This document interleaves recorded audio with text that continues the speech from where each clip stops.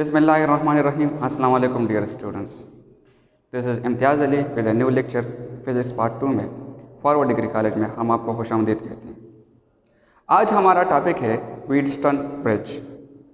Wheatstone bridge इंतहाई important topic है physics part 2 में कि व्हीटस्टोन ब्रिज कैसे कहते हैं।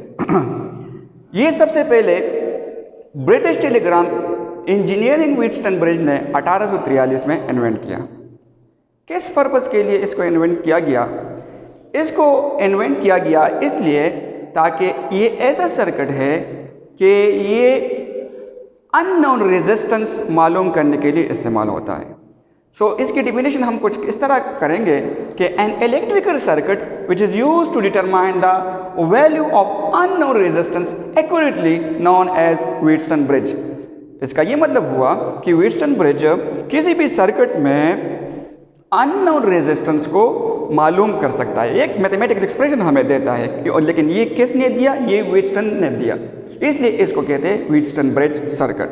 1843 में उन्होंने इसको इन्वेंट किया। अच्छा, अब ये इसका मैथमेटिकल एक्सप्रेशन क्या होगा, इसमें रूल्स क्या है, इसमें वोल्टेज का क्या किरदार है, करंट का क्या किरदार है, ताकि ये जो रिलेशन आया, जो फार्मूला आया, जो निचोड़ आया, जिससे हम मालूम कर सकते हैं अननोन रेजिस्टेंस को किस तरह मालूम करेंगे। तो व्हीटस्टोन ने ये एक सर्किट इस तरह अरेंज किया कि अगर इस तरह एक सर्किट हो, ये 4 रेजिस्टर्स है, लेकिन इसमें ये सपोज करते हैं ये रेजिस्टेंस अननोन है, ये भी मालूम है, ये भी मालूम है, ये भी मालूम है, लेकिन ये मालूम नहीं है। तो ये हम मालूम कर सकेंगे किस फार्मूले से?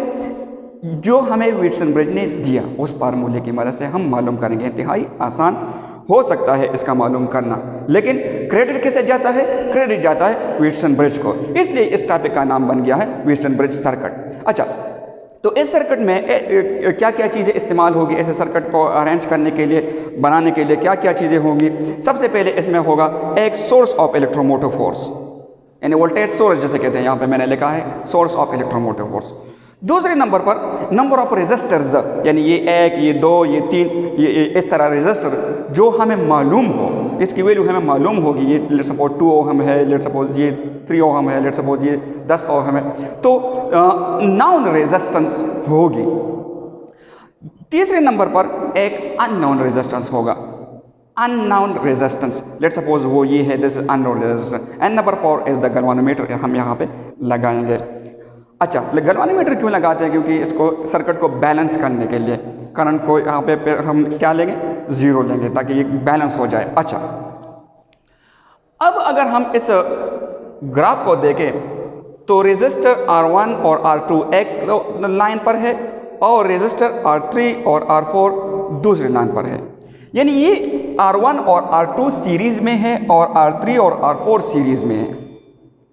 स्टूडेंट, दोबारा अगर आप देखें तो R1 और R2 सीरीज़ में है, लेकिन R1 और R3 पैरेलल है। तो हम सहारा लेंगे यहाँ पे R1 और R3 का। क्यों? और फिर इसका और इसका। क्यों? इसलिए कि इसमें जो करंट आ रहा है वो सेम होगा और इसमें जो करंट आ रहा है वो सेम होगा। तो ऊपर वाले को हमने कहा लेट सपोज I1 और नीचे वाले को हम कहा I2। तो सबसे पहले हम मैथमेटिकल एक्सप्रेशन बनाएंगे R1 और R3 का। चूँकि ये पैरेलल है तो पैरेलल में वोल्टेज सेम होता है, इसलिए मैंने यहाँ पे लिखा है कि यहाँ पर ये रेजिस्टर 1 में वोल्टेज और रेजिस्टर 3 में वोल्टेज ये सेम है, इसलिए मैंने यहाँ पे लिखा है V1 is equals to V3। और हम ला के मुताबिक अगर हम वैल्यू पुट करें तो V is equals to IR, तो V1 की जगह I1 R1 बिल्कुल ये, और V3 की जगह यानी R3 की जगह हम लिखेंगे I2 R3। I2 मैंने इसलिए लिया कि नीचे वाले जो रेजिस्टर है उसमें करंट 2 जा रहा है, ऊपर वाले में जो रेजिस्टर है उसमें करंट 1 जा रहा है। तो ऊपर वाले के साथ हम 1 पुट करेंगे, नीचे वाले के साथ हम करंट 2 पुट करेंगे।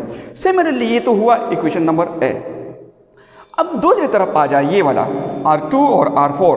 Again R2 and R4 are parallel, और जब ये पैरेलल होते हैं तो इसमें वोल्टेज सेम होता है। वोल्टेज सेम होता है तो यहाँ पर होगा V2 और यहाँ पर हम लेंगे नाम के मुताबिक V4, तो वो है ये। V2 is equals to V4। Again ओ हमला के मुताबिक हम इसमें वैल्यू पुट करेंगे यहाँ पे, तो V is equals to IR। तो I1 रेजिस्टर 2 में, मैंने पहले कहा कि ऊपर वाले जितने भी रेजिस्टर है उसमें करंट 1 जा रहा है और नीचे वाले में करंट 2 जा रहा है। तो I1 रेजिस्टर 2 में, नीचे वाले की तरफ अगर आ जाए, ये रेजिस्टर 4 है लेकिन करंट 2 है, तो I2 R4। ये हुआ आपका इक्वेशन बी। अब ये दो मेन इक्वेशन हमारे पास आए, इससे हम लास्ट वाला इक्वेशन निकालेंगे जो कि ब्रिज ने निकाला, व्हीटस्टोन ब्रिज ने निकाला।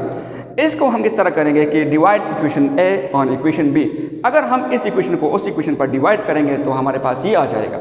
यहाँ पे स्टूडेंट अगर आप देखें तो I1 कैंसिल हुआ I1 के साथ और I2 कैंसिल हुआ I2 के साथ।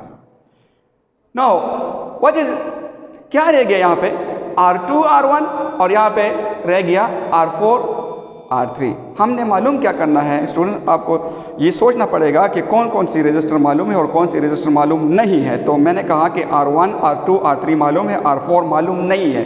तो यहाँ पर हम R4 यहाँ से निकालेंगे, तो ये तो बहुत आसान हुआ। इसको ज़रा रीअरेंज करें, R3 को इस तरफ शिफ्ट कर ले तो R2 multiply R3 divide by R1 हो जाएगा। R4 निकल आया, R4 को इस तरफ शिफ्ट कर ले तरीके से।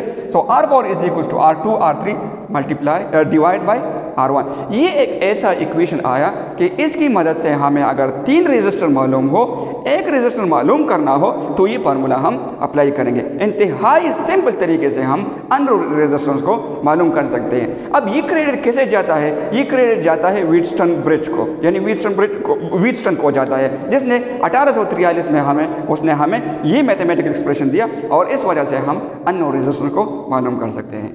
Thank you very much.